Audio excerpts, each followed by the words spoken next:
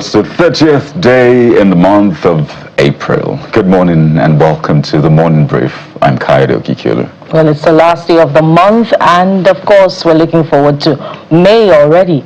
Welcome to your perfect morning starter on Channels Television. I am Bukola Koka.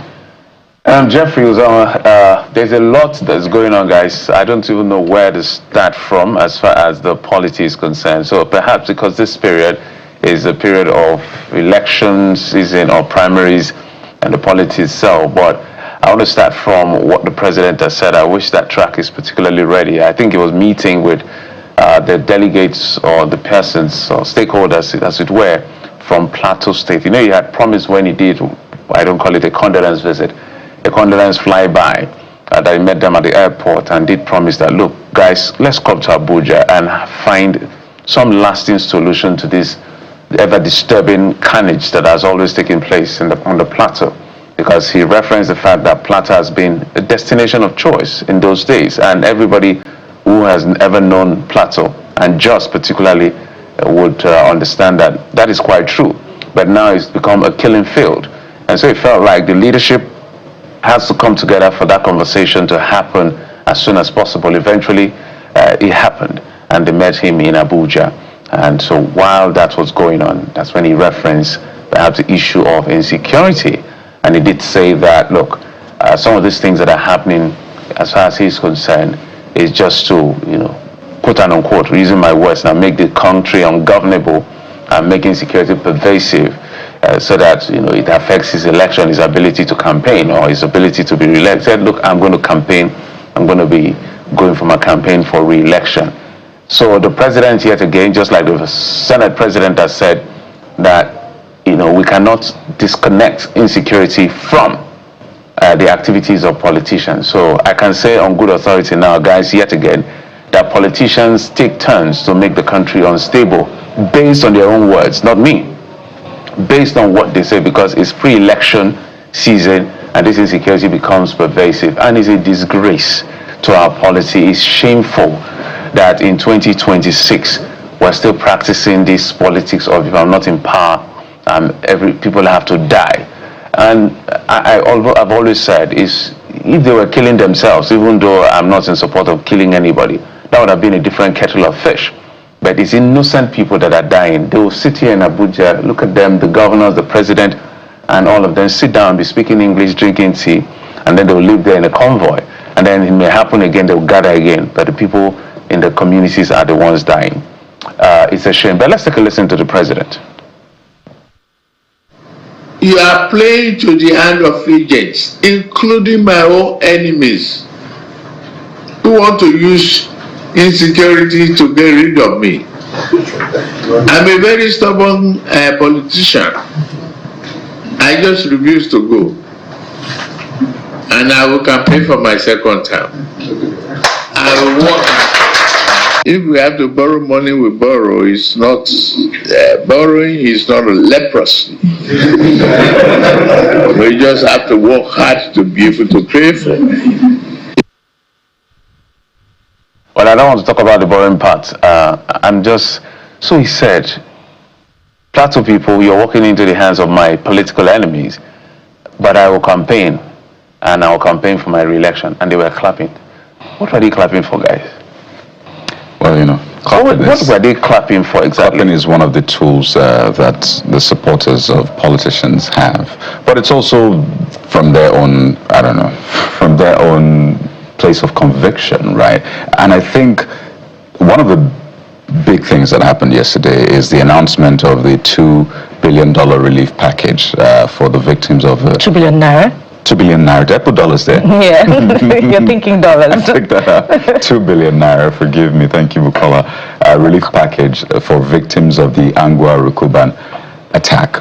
So I imagine in the midst of all of that, they must have been clapping. But yes, you make a very valid point, Jeffrey, how we've seen politicians come to speak about insecurity in this light. In the past few weeks, we had the Senate president speak about that, now the president. But I think one thing is clear.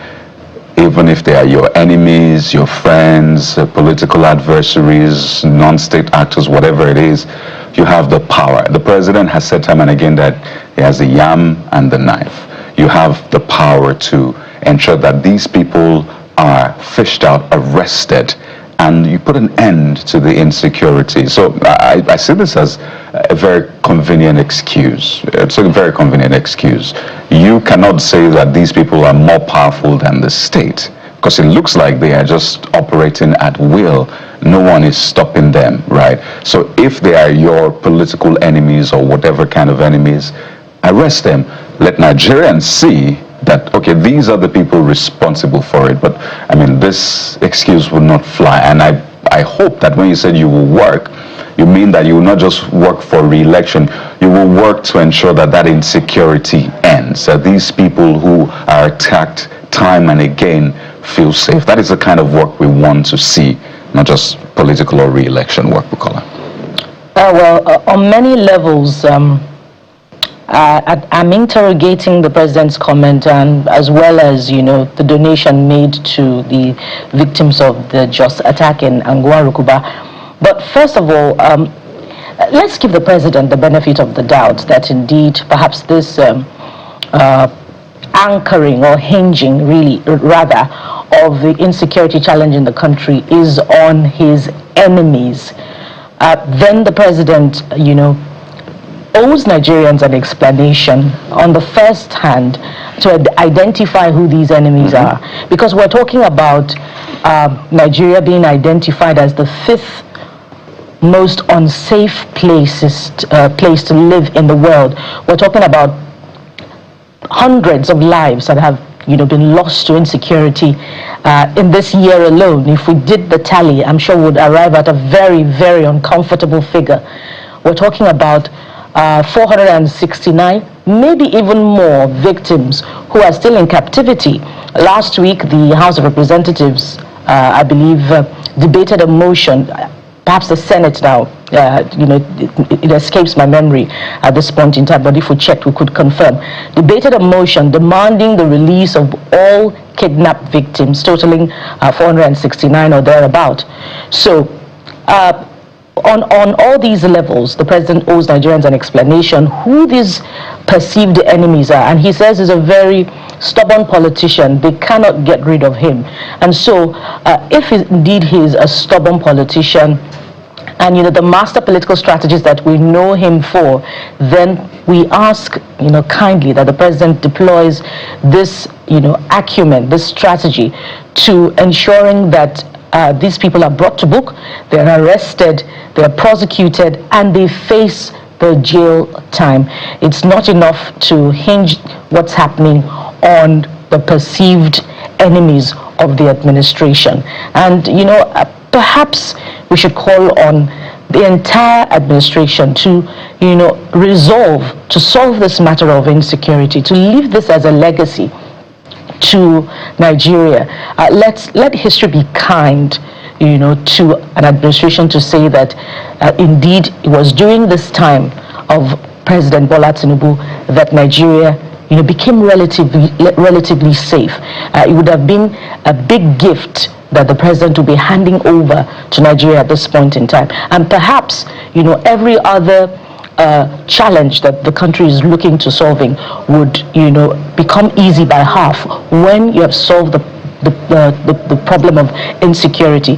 Now, on the donation of 2 billion naira to Angwa Rukuba, guys, I'm not so excited, especially because of the matter of accountability. We've called on the Plateau State government time and again to provide details of the expenditure of monies donated to victims of just attack by the wife of the president in 2023. After that, subsequently, we've seen youth groups talk about the challenge of internal displacement, poverty, and those who are not living in IDP camps putting up with families in the state capital. We're talking about villages deserted. So where is accountability as far as the donation is concerned? And we could also ask the same question of Benue State, where donations have been made as well to victims of the attack.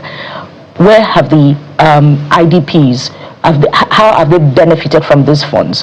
We haven't seen anything tangible to that effect to show that indeed perhaps homes have been built for them, Instead, what we get are accusations that, state government officials are proposing other alternatives that will ensure, some form of corruption, which state government officials have not, spoken to.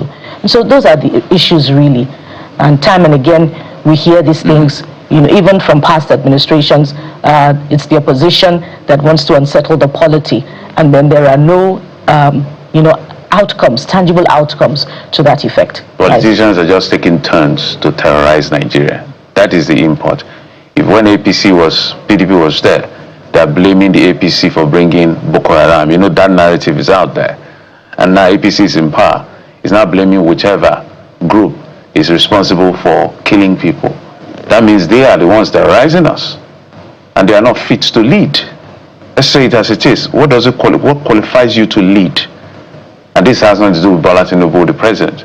Everyone who is unable to do this work. Parameter number one, ability. It's not as if there cannot be crime, but the scale of the killings in Nigeria is unacceptable under a democracy with the state might we have. The security of lives and property and the welfare of the people, those are the two. Whatever you do, we will put it on those two pendulums, and if it doesn't stand, you failed.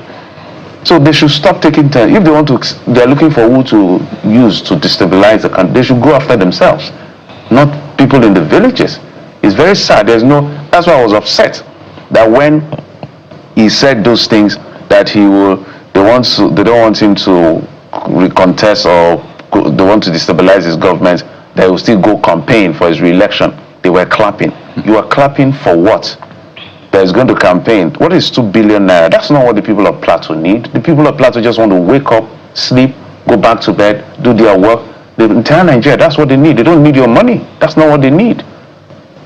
Got it. Well, I'm sure that some of them may say, well, let's have the money, let's have the security as well. Who says we can't eat our cake and have it? After all, it's the national cake, right? But yes, we must ensure that those issues are resolved, whichever way you look at it. But the Inspector General of Police has been speaking to the case of the killing of the young man in Delta State by a police officer, his name Nuhu Usman, and IGP Olatunji Disu has approved his dismissal and prosecution. In fact, we understand that according to the disciplinary committee's recommendation, other officers that are found culpable in the incident have also been recommended for immediate dismissal. Upon dismissal, they'll be handed over to the appropriate judicial authorities to face criminal charges for the unlawful homicide. The investigation confirmed without any ambiguity that ASP Nuru Usman acted in gross violation of 4th Order 237, which governs the use of firearms in Nigerian police, and established standard operating procedures of Nigerian police. No level of criminal suspicion against a citizen justifies extrajudicial killing. Our duty is to protect lives, not to extinguish it. The following recommendations have been made. Dismissal from service. The FDC and on-the-room trial have all recommended immediate dismissal of ASP Nuru Usman and the other officers involved in this matter. Criminal prosecution. Upon dismissal, all officers will be handed over to the appropriate judicial authorities to face criminal charges for unlawful homicide. Police Service Commission ratification. In line with the constitutional requirements, I have formally forwarded these recommendations for dismissal to the Police Service Commission for final ratification. But it must not stop there. We must understand and find out who waybuilt that Beretta pistol, what is the involvement of the officer as well as the other officers in that video, in all of this, because this is at the heart of it. That weapon who waybuilt it, who sent him to receive it, who directed ASP Nur Usman to go to that place. We must get to the heart of this, guys, because this is a very, very vital one. We've had cases of, in fact, the spokesperson, the PR of the police in Delta State said, yes, we've had cases of policemen being involved in illegal use of arms and all of that, so we must find out how this is linked. Well, first of all, the young man is gone. He has now been identified as 28-year-old Mini Ogidi, and we commiserate with the family members of this young man, and we pray that, God grants them the fortitude to bear the loss. But it's cheery to note that those involved will be dismissed from the force and handed over to the appropriate authorities for prosecution, trial, and onwardly. Perhaps they'll face jail time, because the Inspector General of Police has said that justice must not only be done, but must also be seen to be done. I finally found the courage to look at that video, and perhaps we should add one of the points that you raised yesterday, Kaidi, which is also very critical, that how come the perpetrator of the crime removed a magazine from his rifle and collected another one, and that's what he used to then fire the shot. And so that is at the heart of perhaps some of the extrajudicial killings that we're seeing in the country. Where are those other ones coming from? Is it to escape some form of scrutiny that he had to remove, a magazine from his rifle? And the police officer in that video knew quite well what he was doing. He was quite, determined to, release that rifle, and it was really, really a callous act, and he should face jail time. Jeffrey. Well, I think it's well said. On this one, we'll commend the police for their swift action. We understand on Monday, the incident occurred, Sunday rather, then on Monday, they were forwarded to Benin, I think their zonal area office of the police command, and then onward from there they went to Abuja. They were initially suspended, and then the final decision has come swiftly. So we hope that this is going to make it all the way to the court, and this man is found guilty, and perhaps it's going to be a capital punishment or spend the rest of his life in prison, as well as other people, because he knew exactly what he was doing. He had time to think. He refused to think. He used this, whatever it is, to think, and now, as you said, Bukola, the guy is no more. But before we jump to the papers, we understand that the FCT minister has located land on the instruction of the president. Those were his words. So, ambassador designates who are yet to be deployed to their missions or embassy. So, I was looking at it. Somebody was telling me, maybe it's a practice. I said, people that have not even served the country yet, they are doing retreat right now. I saw Reno, I saw FFK, I saw the former NBA president, Onweze, LCJ, and a couple of other persons in the retreat. So I don't know whether it's a common practice that when people are appointed and confirmed ambassador designate, they will give them plots of land in Abuja, because the narrative I heard from the FCT minister was they will always intermittently come to Nigeria to brief the president on happenings rather than staying in hotels. They should have a place to stay rather than waste all that money. The president told them, so he gave them form. If waste had a name, if obnoxious insensitivity had a name, that's what I felt yesterday.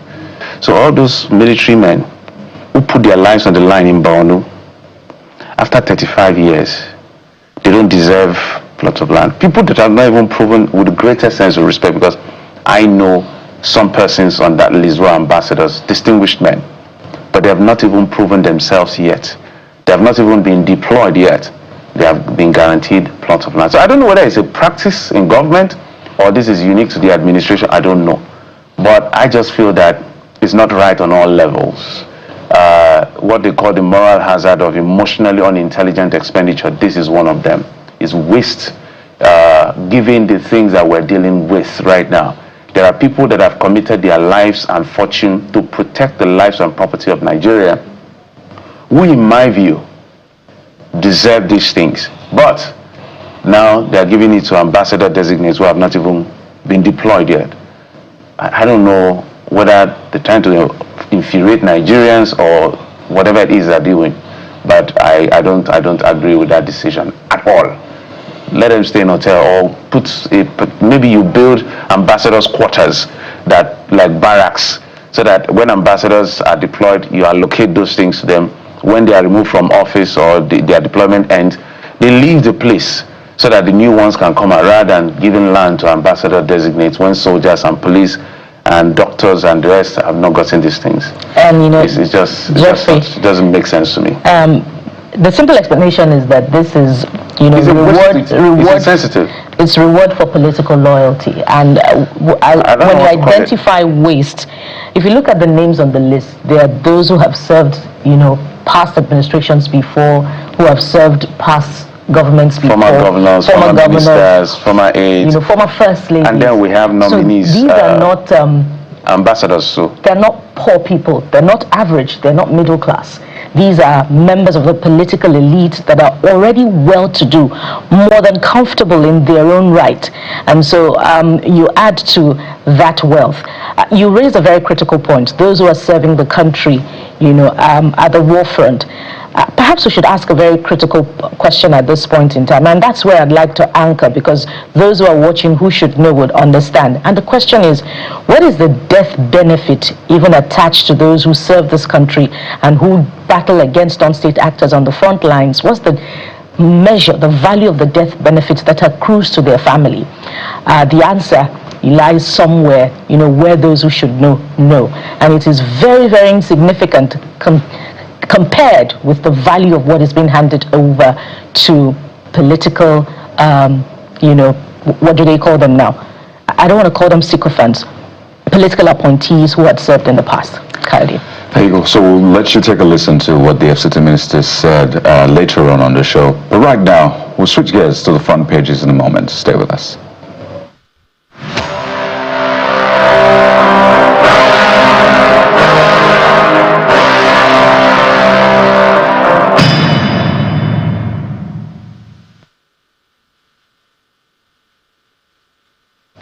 Right. How are the front pages reporting the big stories? Well, we're joined by the chairman, Guild of Public Affairs Analysts in Enugu State, Mr. Ambrose Igboke, virtually on the program. Mr. Igboke, good morning and welcome to the show. Good everywhere. All right. Let's start off with the Guardian newspaper, Mr. Igboke, and it leads with insecurity. Atiku Tinubu trade blame as U.S. moves to tighten oversight on Nigeria. That's the Guardian newspaper. Atiku Tinubu trade blames as U.S. moves to tighten oversight on Nigeria. You have heard the president speaking about, how insecurity is being pushed by his enemies, and that won't stop him because he's a stubborn politician, right? But Mr. Igboke, your thoughts on this?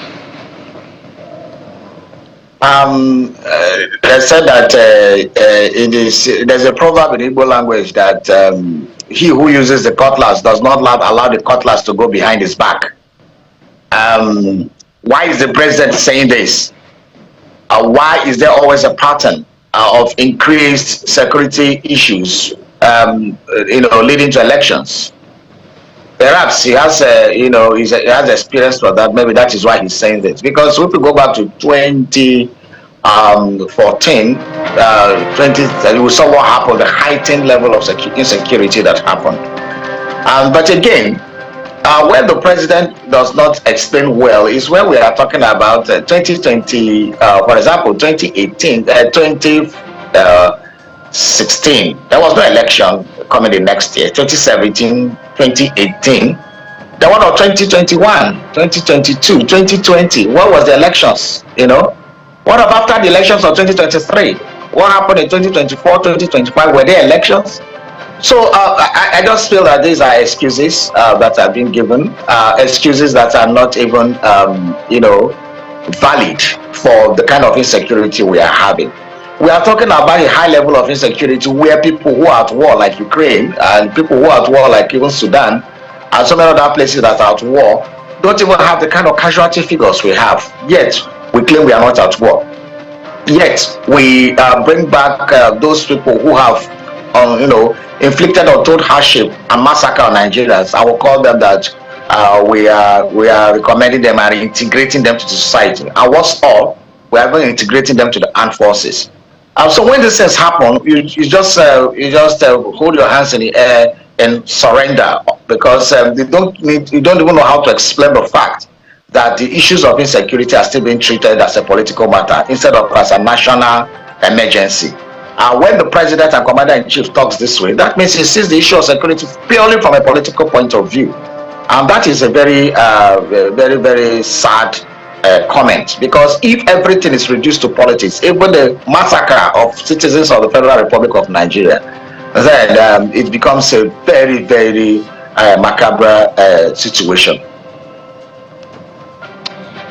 Well, no better way to describe the entire very depressing scenario as far as insecurity is concerned.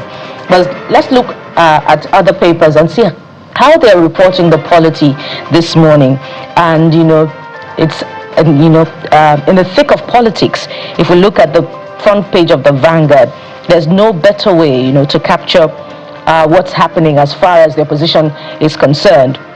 So 2027 poll, Supreme Court to determine PDP ADC fates today. And so we see the riders there to deliver verdicts on 4 appeals. Lower court bars INEC from recognizing Mark-led ADC congresses. Mark leadership hijack plot has collapsed.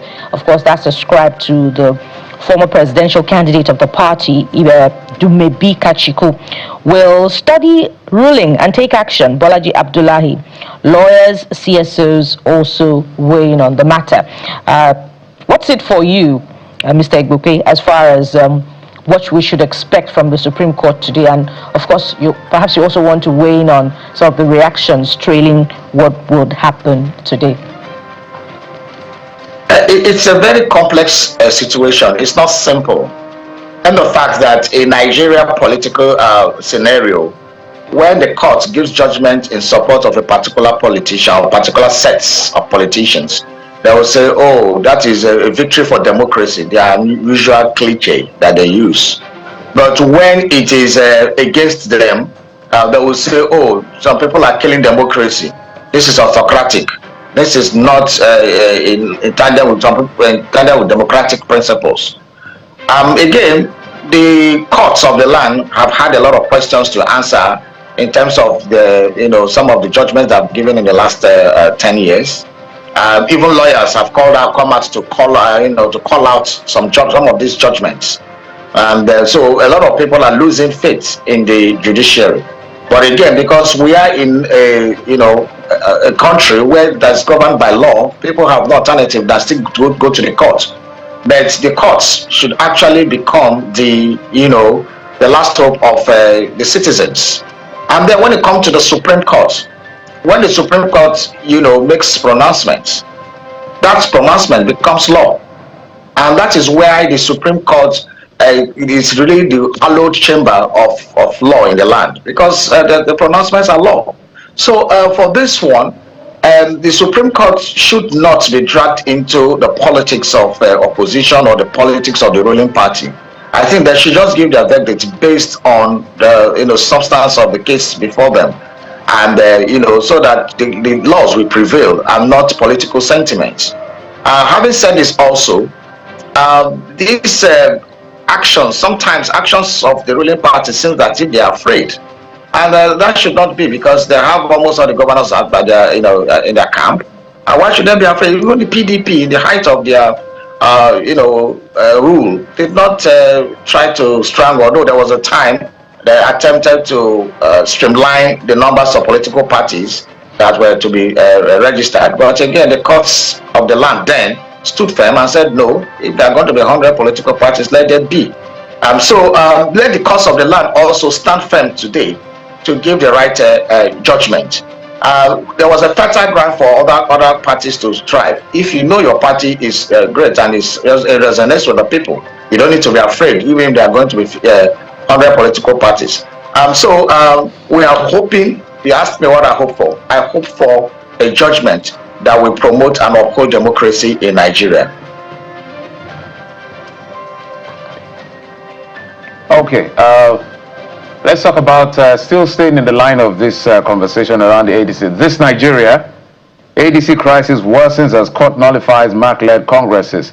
Anxiety as Supreme Court gives judgment today in ADC PDP leadership tussle, and Egbad from recognizing disputed caretaker congresses. So yesterday's judgment, I think, was primarily around the congresses held at the state level whose tenure have not elapsed, and the whatever was done by the David Mack NWC actually got invalidated at the state level.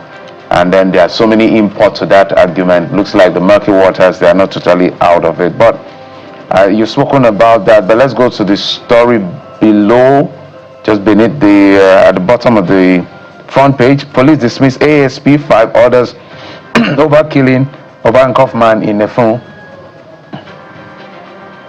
Wow, you know, I grew up in Warri. In Delta State. Ephraim is basically a contiguous entity in Warri. I felt so bad, so sad. I watched the video. I still not till now I could hear the echoes of the cry of the young man when he was pleading. He was even pleading that I was misled. I am sorry. Okay, I can take you to the place where the guy who misled me, happened. So I thought that the work of the police is to gather intelligence, to make arrests, and to prevent crime. And when crime has happened, bust it and be able to contain it. And so if a suspect is telling you that, oh, look, I'm guilty, or look, let me take you to the source of this criminality, I think it is the Nigerian police that is serious in doing his job will jump at that offer to make sure that the ring or the system that are assembling that kind of crime that are making it happen will be dismantled.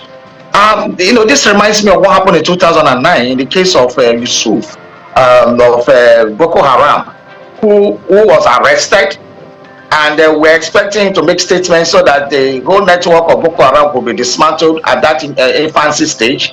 The next thing we heard that he was dead.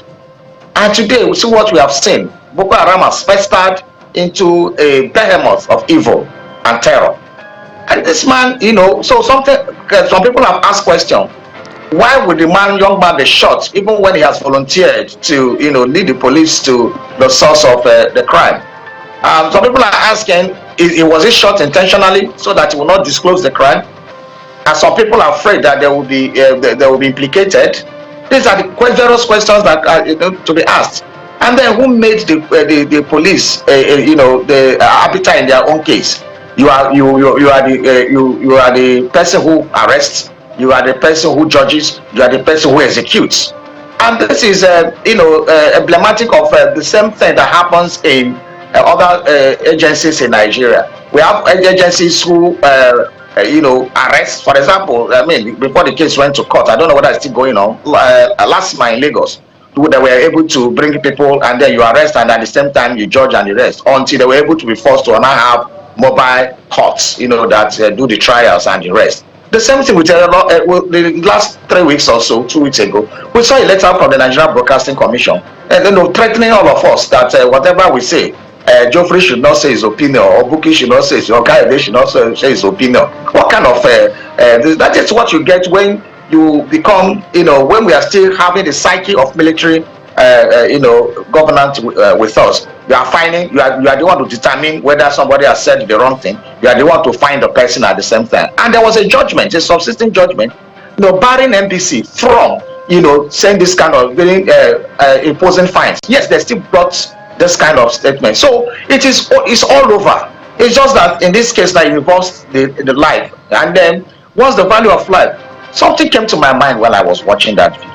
I said this ASP Yusuf man has the temerity, the audacity to shoot a Nigerian citizen in front of a crowd, in front of people in daylight. Then only God knows whatever he must have been doing in the dark or in hidden places and the rest. So it suggests that it's a routine for him.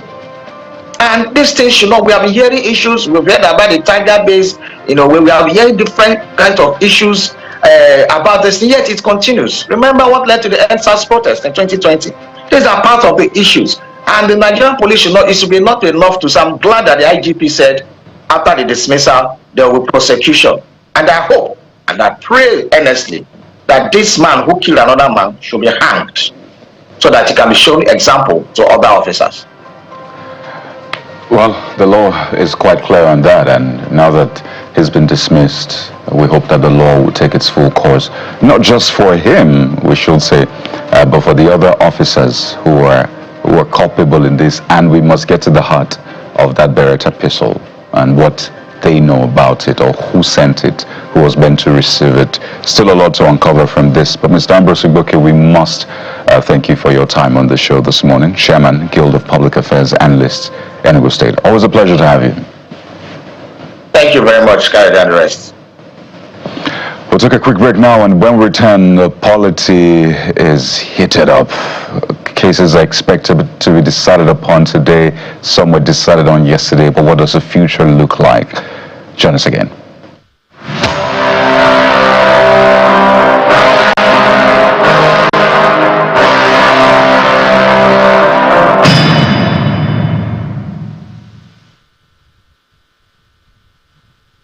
Welcome back. Let's talk about politics. I'm bringing our guest, the political analyst, Mr. Jide Ojo, joins us. Mr. Ojo, thank you so much for coming on the program.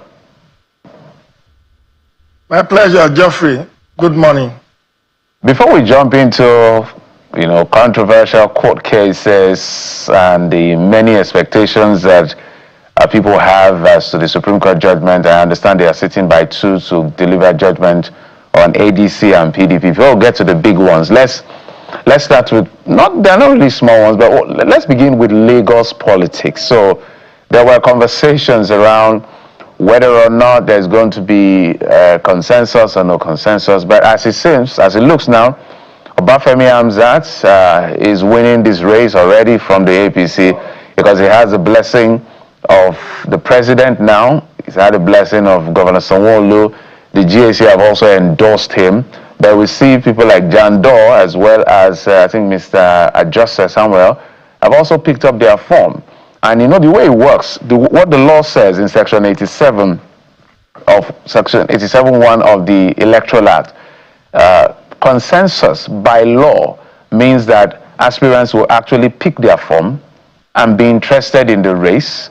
And then if they, for whatever negotiation happens, they are no longer interested in the race, they will have a written consent saying they are withdrawing their intention to run, and they will endorse, if we can go back to subsection 1, endorse the candidate that is a consensus candidate. But what we see is not really consensus in that. It's consensus by grammar, not by the legal term. So perhaps Lagos wants to do something different. But what do you make of Lagos? Let's start with Lagos. Thank you again, Geoffrey. What's happening and what will most likely play out in many places is orchestrated anointment or orchestrated selection. This section 87 sub 1 that you have put up on the screen, yes, it's there, but you have forgotten one thing.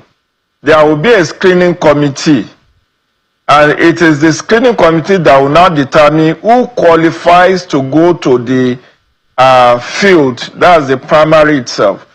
And my own experience from several states where this consensus has been orchestrated or stage managed is that they will use the screening committee to now weed out those candidates or those aspirants that are not in the good books of the powers that be. We saw that in Ekiti, we saw that in Osun, we saw that even in Edo, we saw it in Ondo, and these are even states where off-cycle governorship election have taken place before the electoral 2026.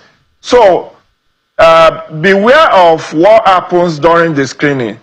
For instance, in Ekiti, we learned that the screening committee, or that there is an electoral guideline of APC, let me put it that way.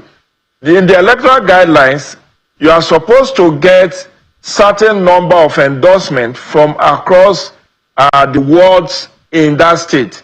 So if you fail to get the needed endorsement, then you don't qualify, you'll be disqualified by the screening committee. And that's what has been weaponized. So you find out that those who are not the preferred aspirant will suffer some technical knockout at that screening stage.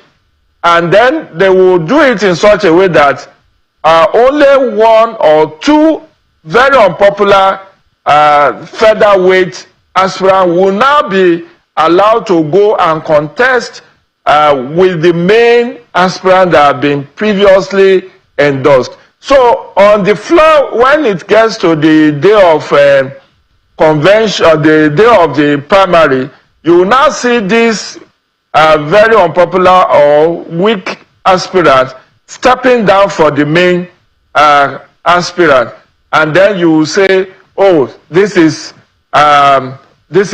democracy." So it's an orchestrated, predetermined nomination exercise, and I stand to be corrected. As we approach the days of the primary, you will see what will play out. Everybody will go and buy form, no problem. Go and buy form, then you face the screening committee, the electoral guidelines, and I think channels and other media stations should get a copy of the electoral guidelines of APC, because that's what they have referred to in Ekiti and in Osun, that, you know, our guideline says you have to get X number of endorsement across all the wards, across all the local government or thereabout. And then if you fail to get those endorsements, then you are technically knocked out. In Osun, I think about 9 aspirants were screened out.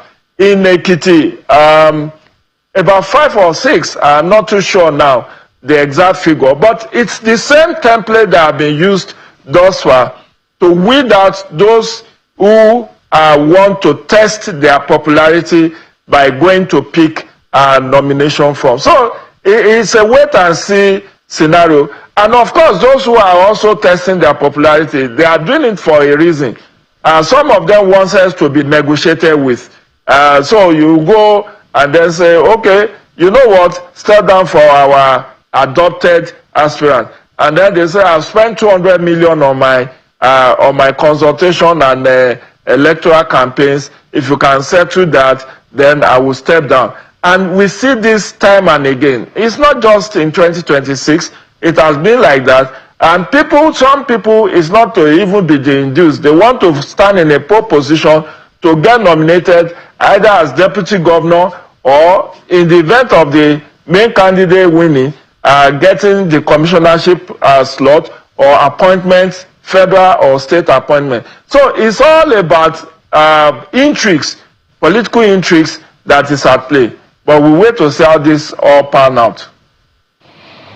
Well, let's head to neighboring Ogun State now, where a similar scenario seems to be playing out. I'm sure you've been following events there. The governor, an incumbent, has entered the race and has, in fact, secured the endorsement of major stakeholders in Ogun East, including the Governor's Advisory Council. But the serving senator is also interested in the race. And we heard the governor speak to his political opponent yesterday, saying that he leaves him to his conscience, that he supported him, but former governor and current senator Benga Daniel, yes, is repaying him badly.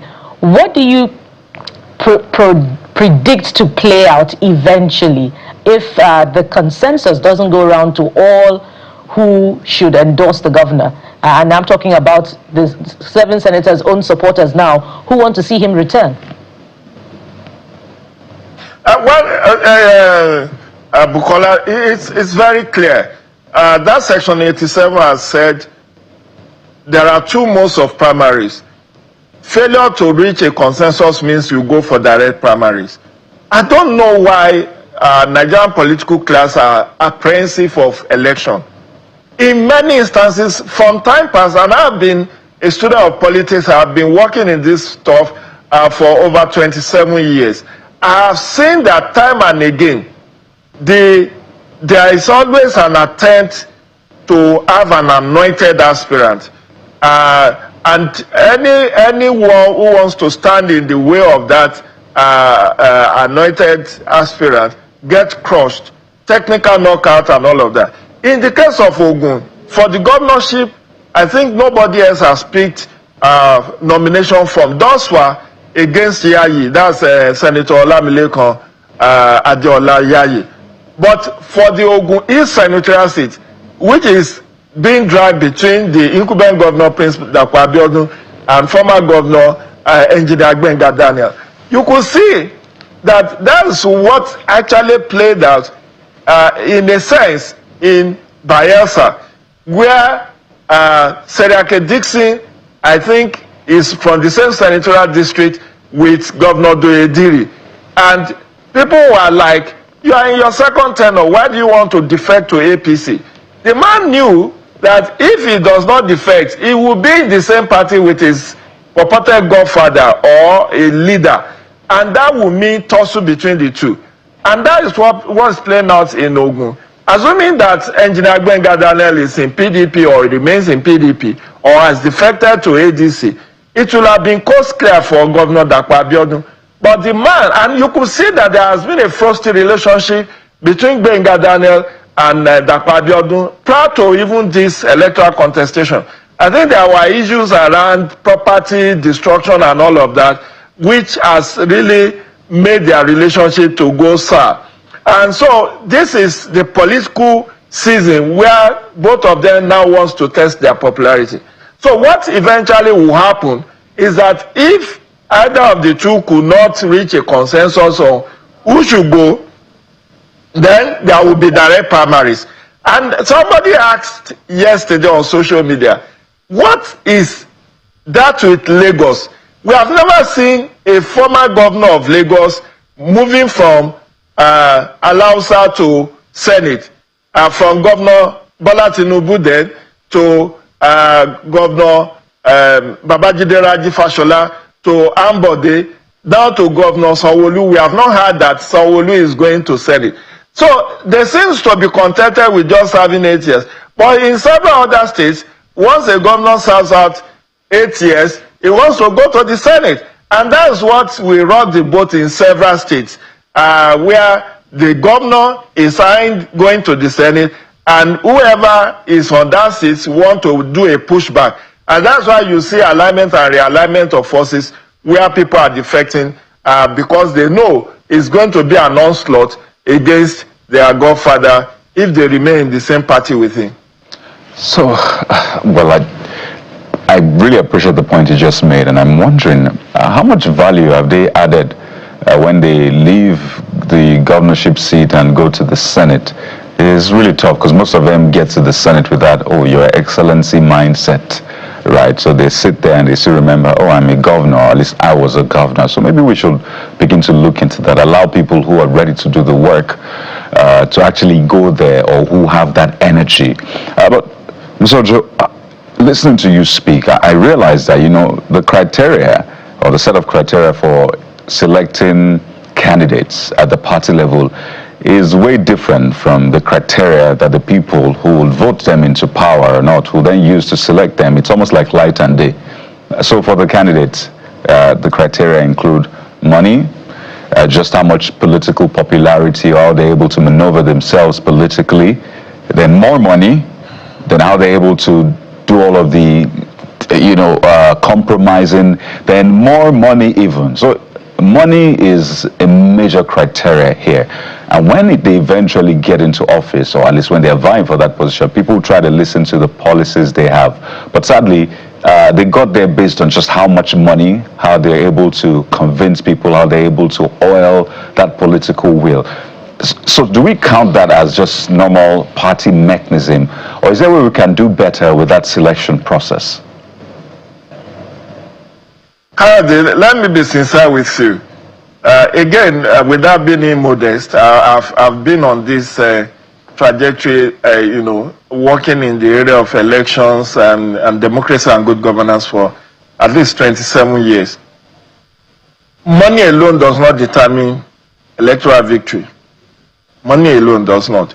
Even in the much maligned 2023 general elections, 7 sitting governors lost their bid to go to Senate after 8 years in power. 7. They were seated there, they have state resources, there are billions at their disposal, but people said, we are not going to vote you. It happened. If I in Enugu, the one that left before Alex Oti in Abia, the governor in Simon Lalong in Plateau, several of them, 7, including the one in Cross River, this professor with highfalutin English, budget naming. All of them, 7 that I counted, lost their bid to win their senatorial election. And it's not the first time that happened. Remember, even in 2023, Governor Matawale lost his bid for re-election in Zamfara. Then, in Oyo, in 2019, after Governor Abiola Ajimobi, who for the first time was the only governor thus far since 1976 to win the election in Oyo. Yorubas will say, Oyo people will say, Ibadan kinsin meji. You don't re-elect your governor, as well as, that's why the so-called laudable performance of Governor Bola Ige in 1979. He didn't win re-election. Omololu Olunloyo just stayed like 3 months. The one that came in 1990, all of them lost their re-election except Ajimobi. And that's why people of Oyo State named him Pegunle or Kosheleri. But it happened that after his tour of duty, after 8 years, as a sitting governor, Abiola Ajimobi lost his bid to come to Senate. He was a former senator in the aborted Third Republic, I guess, or was it in the, I don't know when he was senator, but he was senator before he became governor. And he wanted to return to Senate after 8 years. Somebody who could break the jinx of re-election could not now win election into Senate. It tells you how political savvy electorate are. So with all the monies in the CBN or in World Bank, you may still lose your election. That's why sometimes billionaires, with all their resources thrown around, people will collect the money, but we refuse to vote for them. So it's a portfolio of variables for you to win election. You must be popular, you must have the resources, you must have pedigree, you must also be aligned with maybe the party at the center. If you belong to the ruling party, you must not be seen to have offended the powers that be. For instance, the assumption in Oyo then was that Abiola Ajimobi had a running battle with some of the traditional rulers in Oyo State, like the late Alaafin of Oyo, Balamide Adeyemi, I get the point. and Olubadan of Ibadan. If I can come in quickly, community and all of that. Right, So, Mr. Ojo, if I can come in quickly, pardon me. So my point is this: they emerge as candidates at the party level based on the factors I quoted, which is money. And in fact, your points actually confirm that, because a lot of these people emerged as the candidates of their party because of the huge war chest they have. But when they then went before the people obviously don't look at that. So I'm saying that at the party level, so that we can have the best candidate, is there a way we can ensure that it is the same factors that the people look at that would influence the candidate emerging, and not just the person with the biggest wallet or vault, as the case may be? So that's the point I'm making, the mismatch. Okay. Now, there is no mismatch. You see, the reason why many of them emerge as candidates is because of the earlier point I made, that many parties are afraid of contest. That's why they choose the easier path. Remember, part of the reason they remove indirect primary, why the National Assembly removed indirect primary, was because it was prone to corruption. People buy delegates, they warehouse delegates, they pay for their logistics and all of that. So the belief now is that with consensus and direct primaries, the issue of money politics at the party primary level will create a more level playing field, that it will not be determined by how much you have.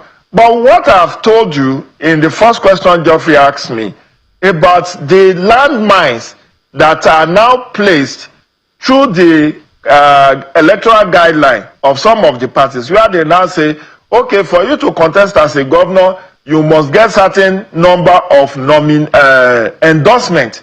I don't know, I think that's the right word, endorsement or whatever, from across the world.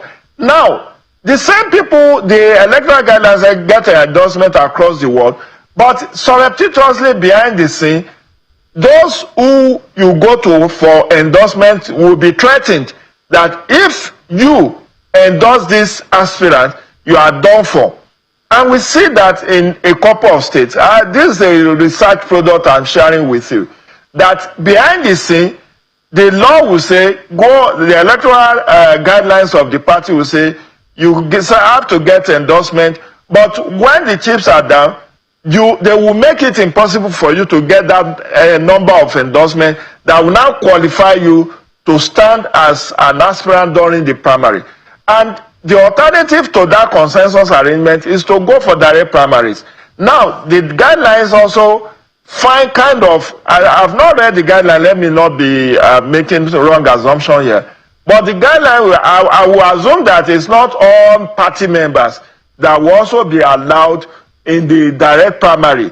What they usually will do is to also pre-qualify those who can vote in direct primaries. For instance, they may say, a party may say, you must be a financial member of the party for the last 1 year, or you must not be owing your party dues for you to be able to vote at the party primaries, or that you must have been in the party for a minimum of 6 months. Meanwhile, my own study, my own research have shown that most of the party members don't pay dues. They don't pay dues. So by the time you now say you must be a financial member for you to be able to vote at the direct primaries, or you must have joined the party for minimum of 1 year or 6 months, you have also placed certain hurdles.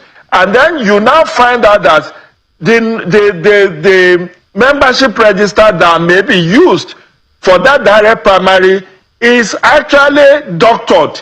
Doctored in the sense that, because I've also heard on the field, some people saying their names were removed from the register.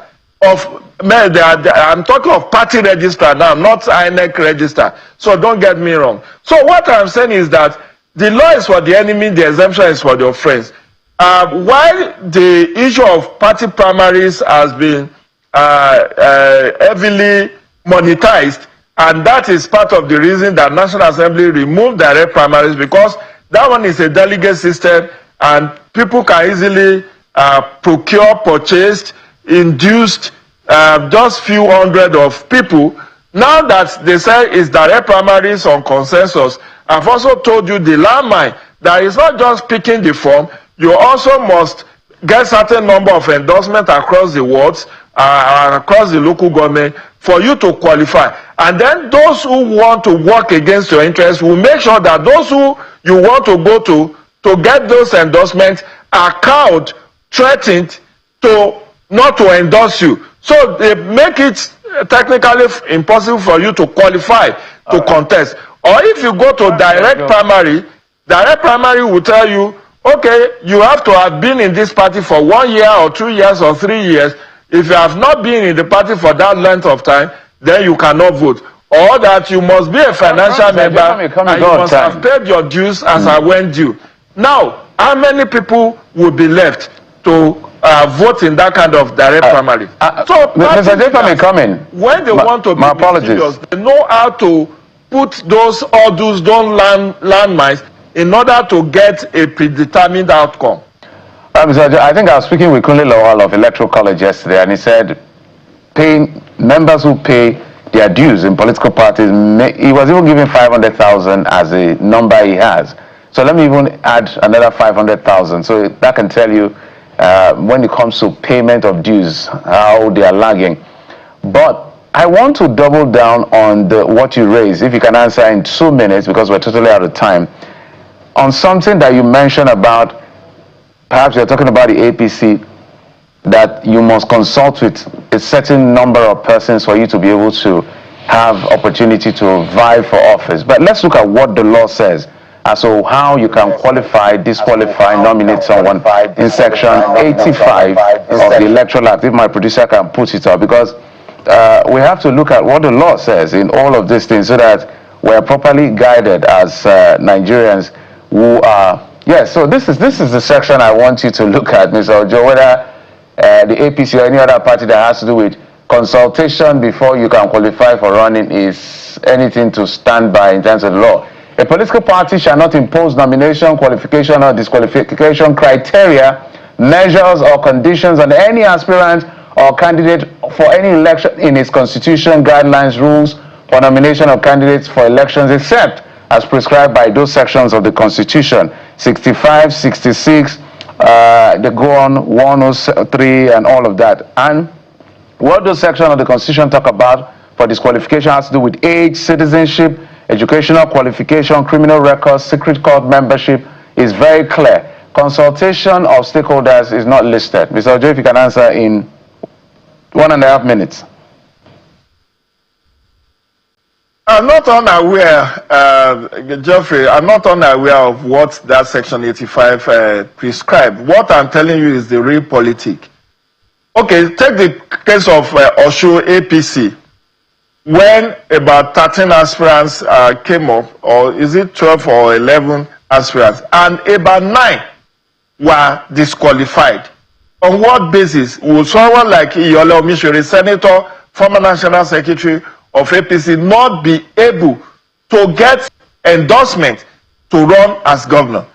Babajide Omowolare was former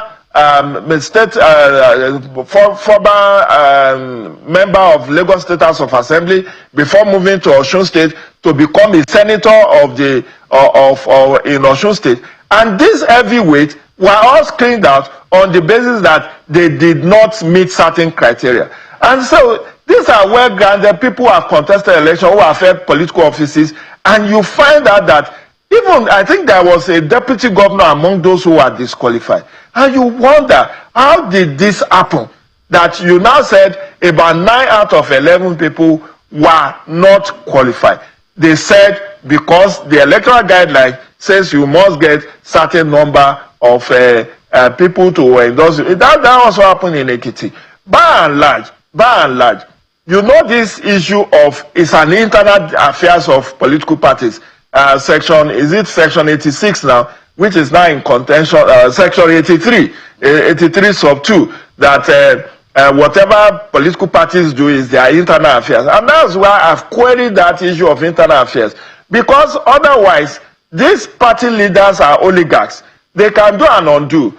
The moment, and this issue of our internal affairs will play out in most of the parties, if not all, during this party nomination exercise, starting with the primaries, where they will say, even if you participate in the primaries, we still hold the right to field or nominate whoever the party feels will be a winnable candidate. Because one of the other criteria they use, is that they will tell you that you do not have what it takes to win for the party, and they may even withdraw. They may disqualify you on the ground that you do not have the clout to win the election for the party. So, and when the party, when they now go to court, and the court, they tell the court, oh, it's our internal affairs, you are not supposed to meddle in it. How then do you resolve the conundrum? So it's all about laws and practice. And I'm telling you what is on the field, what is practiced on the field is different from what is written in the book. Says. I understand. I understand perfectly. Sometimes what is written in the books is different from what is practiced, but it's our job to bring to the fore what is written in the books. Politicians can choose to do whatever they want to do. Is their kettle of fish, the court will decide. But as you said, the plethora of judgment, Tumbitu versus INEC, as Kelly said, defined what internal affairs of a party is membership and leadership. If the common decimal, the eventual dispute has to do with membership and leadership, the courts have no business. But we'll see lower court finding ways to assume jurisdiction, and then we're having all of this crisis. Mr. Ajide Ojo, thank you. for your insight as always, for coming on the program. He's a public affairs and political affairs analyst. Thank you, sir, for coming. My pleasure. We'll take a break, and when we come back, yes, we want to talk the ADC. What exactly is the future of that party? What exactly is going on? Is one murky water to the next? Now, there's a judgment yesterday that has to do with state executive, and Congress is organized to replace them, which now is in their favor. And then we're going to get a Supreme Court judgment today on the appeal filed by David Mark. We'll find out the conversation details when we come back. Stay with us.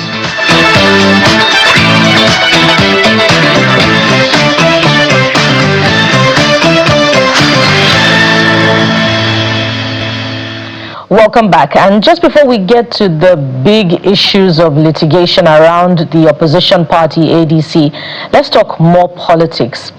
And to set the tone for that, ahead of 2026, what we saw was an abundance of endorsements and defections to the ruling All Progressives Congress, endorsements now to President Bola Tinubu to contest the second-term presidential election. And, fast forward to 2026, it appears all this, the stage is all set for the president. But one man who has entered the race and has resolved to challenge President Bola Tinubu for the presidential ticket in the All Progressives Congress is here to talk to us about his aspiration and his motivation. He is businessman, Mr. Stanley Osifo, who joins us from our Abuja studio. Mr. Osifo, good morning and welcome to the Morning Brief. Good morning. And so many have described you as a placeholder, but what we want to understand is your response to that, as well as your motivation to secure the ticket and challenge President Tinubu for the presidential ticket of the All Progressives Congress. Okay, very simple. My motivation is driven by the fact that as I've been growing up, I've had that desire to see a nation that is great. I've had desire to see a nation that is well developed. I've had desire to have a nation that can compete favorably with other top nations of the world. I know we have worked hard and we're going to work hard. Right now, there are some areas I believe strongly that we need to look at. And like I mentioned before, the current administration is doing its best in the area of power. But power in Nigeria is still not at the optimal level. We had a minister who was appointed to rejuvenate, rejig, and expand our power capacity. But right now, he is resigned or will run for the election in Osun State. So that's one area I believe we would have to look at to see how we improve, because I know power is a very huge factor in terms of development. If you have regular power supply, steady power supply, a lot of economic activities will be induced through power. And there are other areas of the economy we can also look at, because one thing we just have to work on, to fight on, is the issue of poverty in Nigeria. The rate continues to be on the increase, even though the unemployment rate is in most cases very low, but then the earning income and the purchasing power and the capacity for most Nigerians are not as expected. So those areas are part of the areas I want to focus on to see how we fight poverty, high cost of living, and also we also want to look at fiscal and budgetary issues implementation. The economy right now is rated as good. We believe also that we want to see how we can also make that reflect on the populace, on Nigerians. So a lot of other things are behind the force that moves me and drives me to decide to want to run for the office of the president on the platform of our party, the All Progressives Congress. So are you saying that you're trying to fix some of those areas that President Bola Tinubu failed at? The areas I mentioned is an area that is being worked on, and we believe strongly that the results that we are having are not bad, but very importantly, I wouldn't say he has failed because he's working. Well, you said poverty is on the rise. You said that poverty is on the rise, that things are not trickling down and showing, particularly for the people, even though the numbers are being quoted to be good, but it's not trickling down. So yes, those were your words. Those are my words. It is not a fact that it's not working, it is working. There are indices, there are areas, there are things we need to do. Strongly, I believe. There are things I believe we need to do to get things to trickle down. So that is what I'm referring to. That's what I'm talking about. So there are things we need to do that we need to, there are gaps that need to be filled. Right. So if we say the economy is okay and people are not filling it, yes. I just want to be clear on your angle to this. So you agree poverty is on the rise, right? Yes, it's on the rise. So has the president done well or failed in that area? When we talk about poverty, the president is an individual. I want us to look at our issues nationally. That is the way I want to handle things, because we are all positioned at different places to carry out our duties and responsibilities. So when you lead and then you give people responsibilities and they are not performing, or they have not performed well, there is a need for them to be told. And if they perform well, there's also a need for them to be told that they have done well. So I don't want to say the president, because most times, even if I were the president and there are issues here and the people will also mention the president, I would want to mention those that are being appointed or fixed in positions that are supposed to carry out these duties, that are not actually carrying them out. So when we're talking about poverty, if you have someone in charge of agriculture, industry, and then trade, the investments, these are people that are supposed to push. The other time I mentioned that we have a crisis around the world that Nigeria can actually take advantage of. You know, but those areas are not being looked at. People that are supposed to be talking about it, they are not making other nations of the world that need those things to make us improve our economy. We have potentials on the earth. We have petroleum. We have human capital. So there are so many things that we just have to tap into, and that is why I came up with the idea of metamorphosizing Nigeria. It's a complete change from the way it is right now for us to have something new, something different, the way of handling things, the way of things and everything. So these are the issues, these are the things that I want to look at. I don't want to talk about governance, so let me take it in bits. Let me stay with you on politics, Mr. Sifo. Politics at this level is a serious business. It's not a joke. It's a big business, and everybody has a right to aspire, just like you. Really? Can you hear me? Hello? Mr. Sifo, can you hear me? I can hear you now. Can you hear me, sir? Yeah, I can hear you now. Okay, fantastic. I said everybody has a right to aspire to be anything in Nigeria, because that's what the law says. As long as you meet the criteria, you can aspire. However, it's a serious business to try to run for office of president. So if I have time, engage you on key governance issue, let me engage you on political issue. Do you really think you're known at all? Because for me, for instance, with the greatest sense of respect, I've never heard your name. I don't know whether how many APC members even know your name. The reason I'm referencing that is because in the last primaries of the APC, the president had to go to Abeokuta for what we call the Abeokuta Declaration for Miloko. The odds were against him, but when that primaries happened, if you calculate the votes of Rotimi Amechi, who came second, I think it's got about 300 and something. Vice President Shibajo came third, it's got about 200 and something. Add others, maybe at about, together it's got about 700 or 800. The president beat everybody, scoring about 1,200 plus. I mean, the gap was about 400 if you combine everybody's numbers. This is somebody who is popular, big in Nigeria, and the vice president contested, a sitting minister contested, now Senate president, who was a very popular governor, contested. I can go on, and they stood no chance. And you're coming. How do you want to do this, if you get my question? I get your question very well. In response to the question, I will make some references in Nigeria.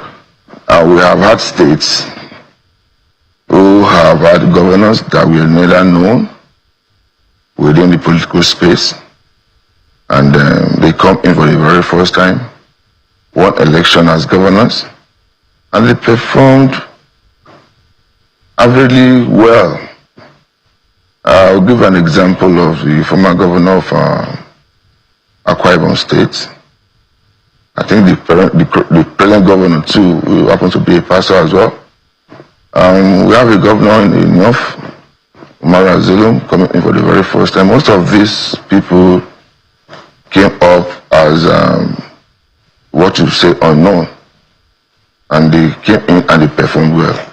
I believe it's better for you to say, okay, this person is unknown, let him come into the system and bring in something fresh, than the one that you say, okay, this person is known, and then the system or the operational system is continually recycled. So for me, you may say you don't know me. I believe Nigerians are social media savvy. It's not my first time of coming out to run for the office of the president. In 2019 elections, I came out, I purchased the form, and also in 2023, I did come out, and here I am. So for those that would say they not heard of the name of Sifo Stanley, I think they are hearing it. Those that have heard it, they know. So sometimes you may not know everybody. You may not know everybody, but with time you get to know. And that is the way things are. You seek knowledge to know.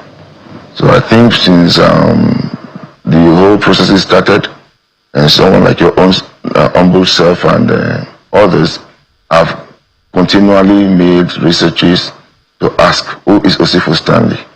Osifo Stanley is a Nigerian. Like you mentioned, he's a businessman, he's a politician, he's someone that has Nigeria at heart, he's someone that wants to look at the issues that we are facing right now. Even though we are doing our best to solve it, I want to have new approaches to handling those issues. So let's cast our minds back to 2023. In 2023, we saw a female presidential aspirant who eventually stepped down, was one of those who stepped down for the now incumbent at the time. And fast forward to the government settling in, she gets an appointment. So in relation to a follow-up to my colleague's question, is this a political investment for visibility and some form of currency to secure a place in the administration in 2027? Is that what it is for you, sir? Like I mentioned before, it's not my first time. And if it is for visibility or to secure appointments, it would have been possible for me to have gotten an appointment all this while. But I strongly believe that if you are out for anything and you actually want to make things different, you need to be in a position, in a situation where you can actually effect that difference. So it's not about political currency or appointment seeking. It's about the issue of Nigeria. It's about the issue facing Nigerians. But Mr. Osifo, the odds are stacked against you. The president has secured the endorsement of practically all the key stakeholders in the ruling All Progressives Congress. And so from the beginning, it's as if everyone knows who has the ticket. I will still refer to our experiences politically. In 2015, we touted Goodluck Jonathan would take victory in that election. The endorsement was everywhere as well. It was touted to be the one that will return. But in the end, what happens? what happened. All right. So having endorsements everywhere and everything does not really translate to victory at the end of the day. Well, one thing is clear, Mr. Osifa, as we wind down, politicians do not think like the everyday person. So you may want to forgive people for wondering what exactly is going on. But let me ask one question that has come up time and again. Don't you have better use of that 100 million naira that you decide to take it and purchase the expression of interest form? That has come up a lot, that question. Is it that you don't have better use for that money, invest in an industry, invest in stocks, or this is great investment for you? This is not an investment. This is about governance. This is about giving Nigerians a better life. But you don't. Honestly speaking, it doesn't seem like you stand a chance. So, wouldn't it have been great to start some sort of business, employ people with 100 million naira, or even hand it out, do like your own cash transfer scheme, market money or trader money, and give people 5,000, 10,000? In terms of handouts, is what we do at intervals. So that comes up. In terms of saying investments, if you don't have any investment or business, I don't think you'll be able to even get the funds that was used in purchasing the phone. So all that we do, I do all that. All right, Mr. Sifo, whether you're just waiting to sign your pen the signature to the form that would eventually ensure the president's return, or you're going to win, you definitely have our best wishes. Mr. Stanley Osifo is an entrepreneur and an APC presidential aspirant who has entered the race. All Progressives Congress. Absolutely, I have corrected that. Pardon me, sir. All Progressives Congress presidential aspirant. Thank you, sir, Mr. Stanley Osifo, for coming on the program. You're welcome, madam. So from here, we'll take a moment. When we return, we'll dive into that legal conundrum that the ADC now has found itself in. Stay with us for details ahead.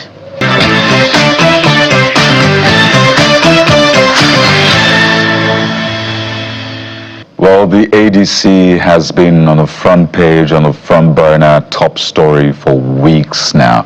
But it's described as the coalition. But this coalition, who has seen its more than its fair share of, what I call it, colluding within and without. And just yesterday, we had yet another court pronouncing a judgment, or at least a ruling, on an issue regarding the ADC. Justice Joyce Abdul-Malik of the Federal High Court, Abuja, barred INEC from recognizing or participating in any state congress organized by disputed caretaker leadership of the African Democratic Congress, ADC. So this is one of the many court cases concerning the ADC. And today on the program, we're going to look into that, and I'm sure tomorrow we'll have another conversation on the ADC, because the Supreme Court is expected to make a decision today. We're joined on the program this morning by at least a man who understands the court case, part of the people who took this particular one to court. We have joining us from our Abuja studio, Mr. Norman Obina, who is a spokesperson of the group within the ADC. Mr. Norman Obina, good morning, welcome to the program. And joining us virtually is Frances Sogbonnaya, member of the ADC. Lady and gentlemen, or gentlemen, good morning and welcome to the program. Good morning. It's my pleasure to be here. Good morning. We know at least part of the details of the case, Mr. Norman. So let me go to Ms. Ogbonnaya and get her reaction to this, because this looks like the court yet again making a pronouncement that seems to at least eat away at the legitimacy of Senator David Mark-led leadership of the ADC. Because they conducted this Congress. Now the court is saying, well, INEC, do not recognize it, do not affiliate yourself with it. What do you interpret, or how do you interpret this latest court pronouncement? Well, once again, it's nice being here. I have to bank on the position of my party as enunciated by the spokesman of our party, Malam Balaji Abdullahi, who had stated that we are law-abiding political party. We are a legal entity. We are bound by some of these decisions of the court. Well, and then of course we also have the right to the legal department of the party to review these decisions and then take further actions. So for now, this is the position of the party. So, Mr. Norman, you instituted this by way of originating summons, you and 6 others, suing on behalf of state chairmen and executive committees of the ADC. I want to use the words of the president. Why are you not letting the ADC breathe? Or in this case, the Senator David Mark-led executive of the ADC. Why are you not letting them breathe? Okay, thank you very much, Kayode. And like I said before, it's my pleasure to be here. I think I've always said that there are a lot of misgivings out there, and people are made to believe the unimaginable. Well, let's say that the ADC spokesperson or the people who are in charge of the ADC media have decided to not only misinform the people, but disinform the people and made them believe that which is, utterly false. In the first place, we didn't go to court to challenge or to disturb the ADC or to disturb the flow or even to cause obstruction to the opposition party. No, that is not our objection. No, that is not our objective in the first place. Our objective is simple. We went to court to challenge the decision of David Mark National Working Committee to usurp the duties, constitutional duties of the elected state chairmen and their executives. According to the ADC Constitution, Article 17 of the ADC Constitution, empowers the state chairmen and their state executives to conduct ward and local government and state congresses. That can be found in the ADC Constitution, Article 17 of the ADC Constitution. But what we had was a National Working Committee that did not just decide to conduct these congresses, but handed over the action, or let's say the responsibility of conducting these congresses to their proxies, people who joined the party probably a week, even people who we do not know. And we said this is at variance to the ADC Constitution, and we went to court to challenge that. Then secondly, the ADC existing state chairman have existing tenure that will run until when there's a valid convention according to the ADR signed by both parties in 2024. Now we have our existing tenure. All the state chairman of ADC have existing tenure pending when there will be a valid convention. I also remember there will never be a valid convention without the ADC having a valid state congresses. Those who were elected in the state congresses are those who are going to make the national convention valid. So, and the ADR that we signed in 2024 said that ADC chairman will remain until there is a valid convention of the party, anytime. Now, what they did was to usurp the party responsibility of the ADC chairman, and decided to go with their process, and we went to court to challenge that. Now, when we got to court to challenge, I also challenged their decision also to conduct a congress when there are existing tenures, or when the tenures of the ADC chairman are still subsisting. So we went to court. It's just a pure, constitutional issue. And the court, in their own wisdom, looked at it because they didn't even find any objection, any defense to what we filed. What they simply did was to say that it is an inter-party matter. It is an inter-party matter. The judge, the law court has no jurisdiction to entertain such cases. But in this case, if you look at Section 223 of the Nigerian Constitution as amended, 1993 Constitution as amended, it is a constitutional matter that has to do but on tenure of the chairman, existing chairman. So that was what we went to court to challenge, and court in their own wisdom gave us judgment because the ADC has no defense to what they have actually done. So that was what we did. do not see it as if we are there to, obstruct, the ADC will of progress. No.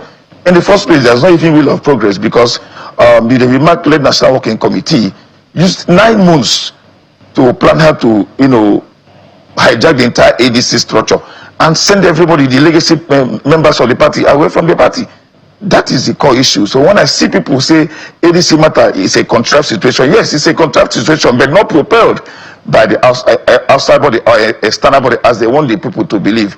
It is a situation, would I call it a self-inflicted injury that we inflicted on ourselves. Like I want to ask here, why did Nafi Bala went to court? If Babachi Lawa has not come to say that Nafi Bala is a small boy, who cannot be his leader in the north, whereas he was once the SSG, would Nafi Bala go to court? The answer is no. Why did the state chairman decide to go to court? Ms. Obina, if I may come in, before I take it had not come out. Your colleague, Ms. Obina, my apologies. So let me take it to Ogbonaya. Let's talk about what the law says, because this is a judgment of court, so we can speak about it. There's a Supreme Court judgment that has to do with the NWC leadership. So let's be clear. If I hear Obina very well, he's saying that what the law says, according to Article 17 of your constitution, the ADC, is to the effect that the leadership at the state level, congresses to change leadership first up, has to be organized by the state level, at the state level, not at the national level. I want you to be maybe confirm or disagree with that. If there is a congress to change leadership, forget that there's a problem. Normally, if there's a congress to change leadership at the state level, who organizes those congresses? Is it the NWC or is people at the state level? That's question number one. Okay. Question number two, which borders on what the court has decided. He has also said that the constitution of your party says there can only be a change of leadership at the state level when there's a valid national convention. Is that what your constitution said? Because when I read, I am careful in talking about this judgment because I haven't seen the CTC. I've just seen reports. But reference was made to section 223 that guides activities of political parties. The political parties, tenures, 2 terms cannot exceed 4 years per term. So it can be in between all of that. So I want to be clear on the position of what the court interpreted as to it cannot exceed 4 years by constitution. And then Obina saying until a validly constituted convention is organized to change leadership. So what is going on here? Okay, of course, the state congresses are to be organized by the state leadership upon ratification by the NEC.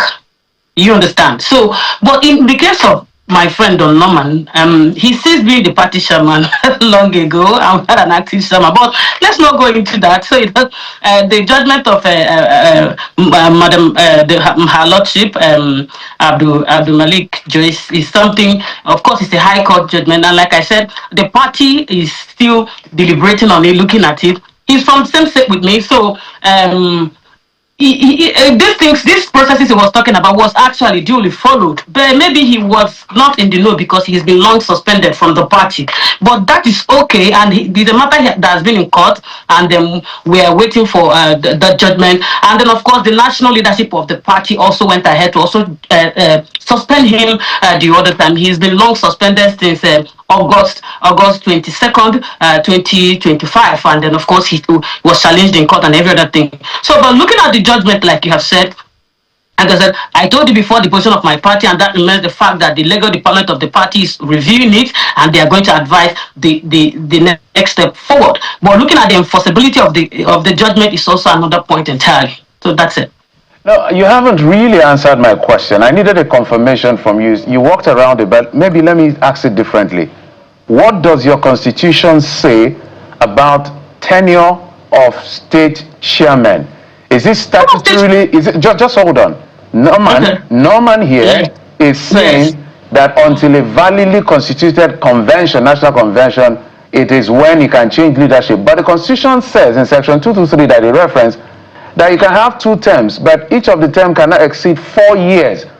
So is it that your constitution is in contradiction or in violation of the constitution of the Federal Republic? Maybe let me take it to Norman. Mr. Norman, you are the one that raised that question. The Constitution is very clear about tenure. It said it can't exceed 4 years. The section that you cited said can't exceed 4 years. So it can be 3, it can be whatever, but it cannot exceed 4 years. So where did your party get the idea, if you will, if it's really in your party constitution to say until a validly constituted convention, national convention is put together before you can change leadership, whether it's 4 years or 5 years, if you get my drift? Yes, I got a brief, and that is why it's becoming interesting, because definitely you don't need to have people who do not even have the knowledge of the party come to national television because they have the wherewithal to come to talk about the party they know nothing about. Now, in 2022, there was a leadership crisis in the ADC that was well publicized, and when it happened, that was when Osus went to court to challenge Osu's legality or to control being the ADC chairman. That because he has spent 17 years as at the time we took him to court, and we won the case in Port Harcourt. Justice Fobi gave us a judgment in Port Harcourt, and Justice Bintanyako of the Federal High Court Abuja also gave us a judgment on that issue. Now Osu refused to go. Rather, he appointed, caretaker committee and forced them against the ADC constitution to give him a term elongation, and that was alien to ADC constitution. So we went to court and we actually won. So in 2024, we wrote to INEC. In 2025, we wrote to INEC. And 2024, we wrote to INEC. The letter is still here. And the INEC said that ADC had no leadership. I can produce the letter anytime to the media that ADC had no leadership. It was at this point that an INEC and the ADC constituted an ADR. In that ADR, it was agreed that we will withdraw our cases from the Federal High Court. One has even gone to the Supreme High Court and Supreme Court as at that time. And it's also agreed that Ralph Osu will come back and conduct convention, that ADC have to go for a convention. That was what was agreed on that ADR. And the ADC chairman, because they are legally elected, will remain to ensure that there was a legal a convention, and that a convention will take place. That never happened. So that was why the ADR stated, and that was what Justice Joyce Abdul Malik said yesterday. That according to the ADR, Mr. Obina, before I yield, just a moment, before I yield to my colleague, I hear you, I hear what you're saying. That whatever you agreed with INEC, whatever you agreed with anybody, must be in line with the Constitution. Section 2223 says, the election of officers and members of the executive committee of a political party shall be deemed to be periodically only if it is made at regular intervals, not exceeding 4 years. So when is this leadership that you're holding on to supposed to end? By law, not by what you agreed with INEC. INEC is not superior to the Constitution. I'm quoting the Constitution. By law, our tenure, our first 4 years tenure should elapse on 22nd of May, 2026. Okay. Like I said before, there were leadership issues in the ADC as at that time, and remember that a party cannot conduct a national convention. No, I'm coming. A party cannot conduct a national convention without having valid congresses in the states. So at it was that time, it was the ADC chairman who were supposed to conduct this convention, because at that time we have done our congresses. So it was just the convention that was, we were waiting for before that issue happened. So the ADR, which was agreed by INEC, Alternative Dispute Resolution, says that the ADC chairman will conduct a convention. We were waiting for that convention. That convention was supposed to take place before Ralph Osu decided to abandon that and hand over the party to David Mark National Working Committee. That is by the way. So what we are saying that is this. You cannot, ADC tenure, chairman tenure, continue, subsist. And what we are saying is this. They cannot actually conduct a convention with outside bodies. The ADC has a structure already in the states, local governments and wards. And you cannot conduct convention without these people being the delegates. All right. So that was what happened. So what they did was this. Because they want to hijack the party, they didn't allow the ADC tenure, the chairman tenure to elapse. They went and conducted a congress. Even before they conducted that congress, what they failed to tell is this. that we have gotten an INEC order. There was order, injunction stopping the congresses and the convention even before they went ahead to conduct the convention.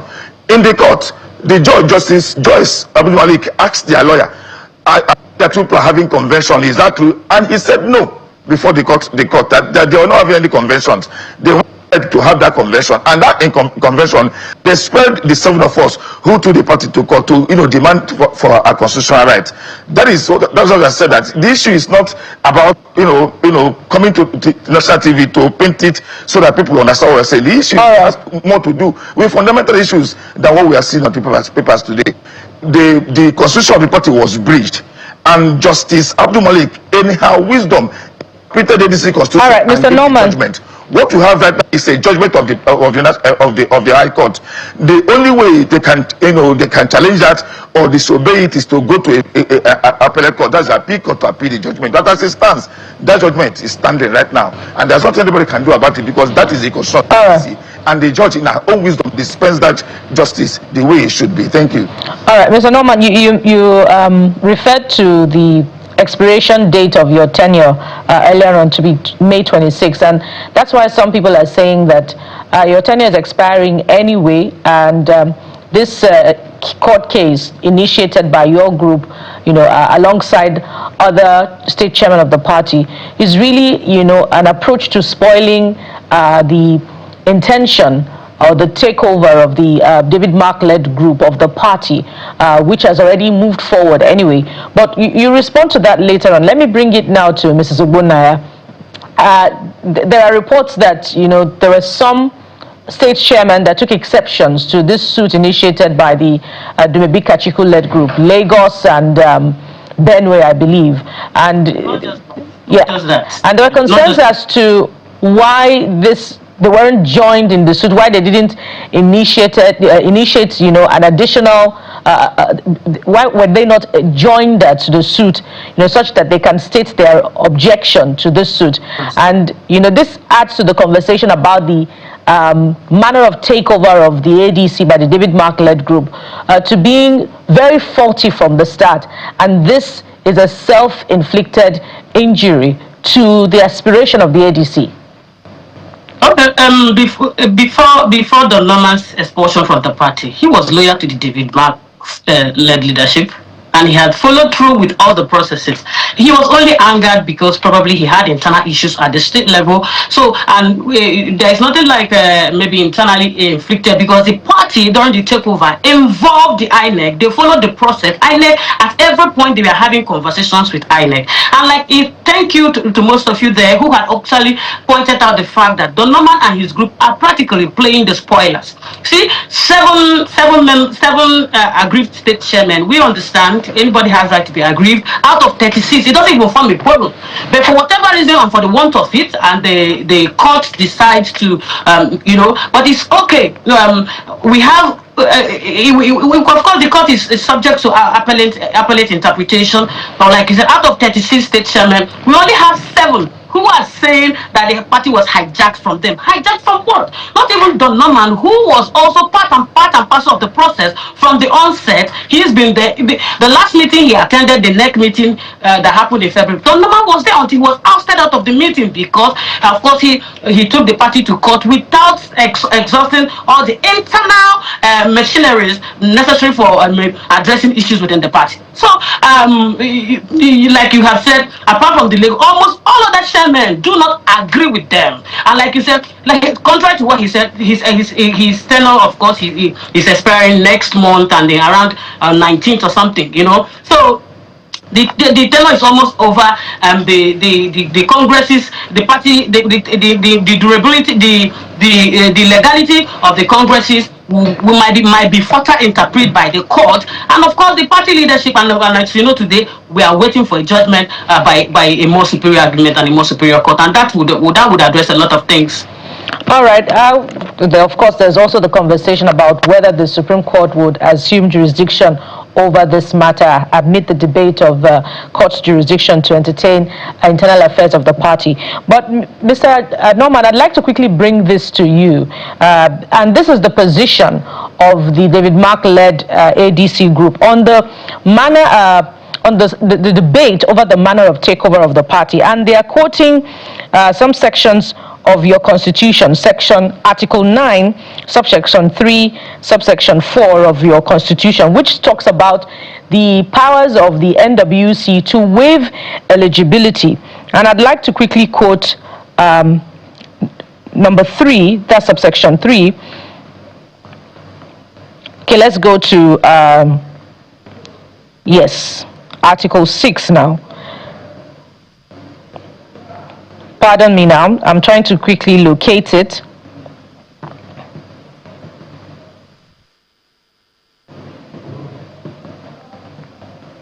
All right, there's also it's a challenge getting to find it, but there's also the part about the deputy national chairman, political affairs, which the David Mark-led group is saying that Nafi Bala Gombe, who is presenting himself as one of the deputy national chairman of the party, is actually deputy national chairman, special duties, not political affairs. And the national chairman has the responsibility to assign duties to the deputy national chairman. So on that score, on the matter of the National Working Committee, having the powers to waive eligibility criteria for membership of the party and that of the deputy national chairman, in your own view, from where you sit, is the court taking into cognizance these portions of your party's constitution as, you know, portions that have not necessarily been breached by the David Mark-led group in reaching its decisions? We are not party to that seat, but as long as I am concerned, and the rest of us are concerned, the matter is before the Supreme Court of Nigeria, and I think they are in a better position to interpret that constitution and tell, and make a decision. But having said that, I will say it on national television that I'm a member of the ADC National Executive Committee, and I want to say it here authoritatively that the process which brought David Mark to ADC in the first place was faulty. I wouldn't want to go into that details today, because like I said, we still have room to settling issues in the ADC. So I wouldn't want to wash our dirty linens aside. But I want to say it authoritatively. You have to be a member of the ADC National Executive Committee to be able to, say something concerning the party. Like Frances Obunna, who is sitting just there now, is she a member of the ADC National Working Committee? Has she attended this National Working Committee meeting before? When did she join the ADC? She joined the ADC probably last month. And she's here sitting talking about ADC. Is she ADC spokesperson? What's her duty in the ADC? What's her position as we speak right now? The illegal congress they conducted, which she emerged as a state public secretary, has been nullified by the courts in the right section. She doesn't even have any reason to even sit here to discuss a party she joined about 2 months ago. Having said that, the issue is this. I want to discuss the issue on ground right now. The issue on ground, like I said here before, is that our problem is self-inflicted. Self-inflicted in the sense that the ADC National Working Committee, led by David Mark, failed to observe every ADC constitution. For example, the issue. Let's quickly give her time to respond, but I found that portion. The NWC has power to waive compliance with provisions on eligibility to contest election. But Mr. Ogbonaya, perhaps you quickly want to respond to Mr. Norman. Yes, I wanted to ask Mr. Don Norman, at what point did the process become faulty, and at what point did it become self-inflicted? Having been a member of that leadership up until even after your suspension, you kept on communicating with that leadership. Even when you were suspended by the state and the zone, you still had chances of talking with the national, and there were negotiations going on for you at that level until last month. So I just wanted to ask him, at what point? And then again, Don Norman has this character of laying claim to ownership of ADC. As far as ADC was formed in 2006, after 2005, when they came in as Alliance of Democratic Congress. In 2006, ADC emerged, fully founded by Ralph Wosu. Until Don Norman, and like I said before, he's my friend and my colleague. He joined the party in 2022. So, given this this Methuselaic status of the ADC, I find it very, very faulty. Most of us joined the party as members of the coalition, and we have the right, we have every local standing to speak on the party and affecting our state and the state of the party. I really want to correct that. He doesn't own Don Norman does not own the ADC. He never founded it. He joined ADC in 2022, and due to the paucity of human power, he was made the state chairman of the party, and that tenure is going to elapse in about a few weeks. And I think he should just rein in his motions. And of course, like I said, I want to ask him, at what point did this process become faulty? We have to anchor at this point because of time, but you've not spoken to when you joined the ADC. You said when he joined. When did you join? I joined the coalition of the party last year. When last year? I joined as a coalition. Yes, after the coalition, I moved from the PDP. Of course, I moved with my leaders to the ADC. And I'm not the only one. This party was a coalition, and when it became a coalition last year, most of our leaders from the PDP came in, those from the APOGA, those from APC, and a couple of others from Labour Party and all whatnot. So when did you pick your ADC card? When did you get your ADC membership card? No matter the card you have, every card was revalidated in February when we had our mass mobilization and revalidation exercise. Oh, I see. So even that of Don Norman. So do you still have the card of the PDP or the ADC? I'm trying to get that correct. You said? Do you still have the card of the PDP or the ADC?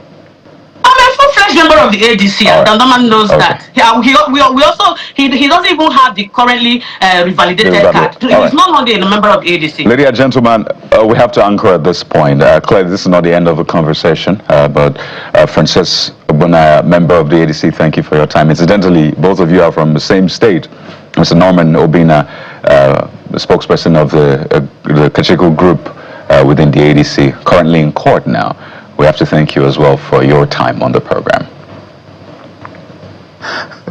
Well, it's my pleasure to be here. She joined the ADC 2 months ago. She doesn't even have anything to say about the ADC. It's unfortunate that we're having this conversation. Thank you very much for your time. Well, what one state has joined together, let no political party put us under. Since both of them are from the same state, Abia, I believe. Yeah. So that's what draw the curtains on the show ladies and gentlemen. Yeah. Clearly, this is not the end. And yes, we may chuckle, but this is at the heart of governance. So we must take it with utmost seriousness. But thank you for being a part of the show. I'm Kayode Okikelu. We'll be back with the home stretch tomorrow, but Sunrise Daily is up next to Stay with Channels Television. I am Bukola Koga. We like political trouble, as long as they're not killing themselves. I'm Jeffrey Zoma. Bye-bye.